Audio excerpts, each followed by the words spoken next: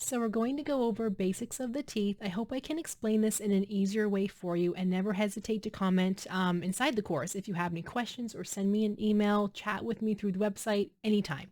But basically, I'm going to go over different parts of the tooth and a little consensus of what they're there for and why they're so important.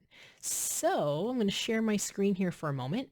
So this first photo I wanted to show you guys.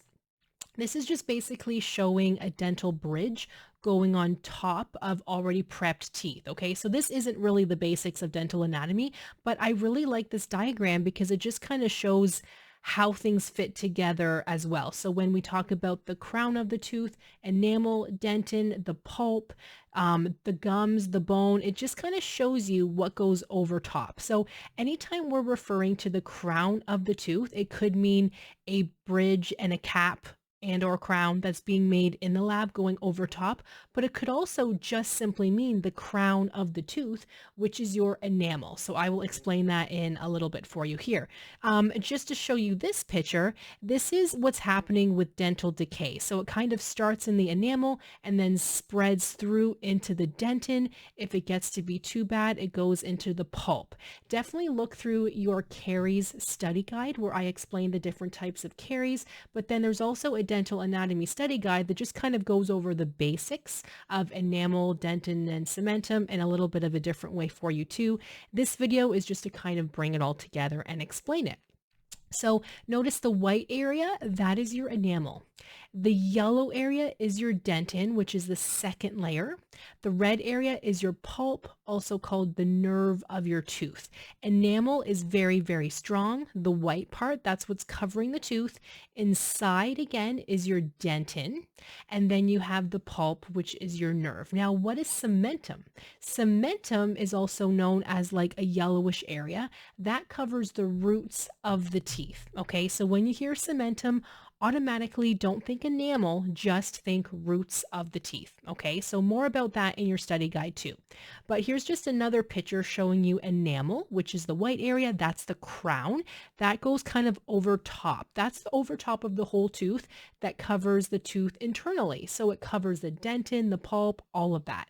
So you have enamel, the dentin, the pulp is in the middle. The pulp chambers, or called the pulp canals, is your canals of the teeth down here, or of the tooth.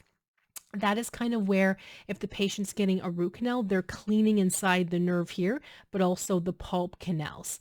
The apex, or the apices, is at the very bottom of that tooth, and your blood vessels and nerves kind of go through to help to feed the tooth. So there is a small opening there for the nerves and the blood vessels to go through. It is showing that very well in this picture.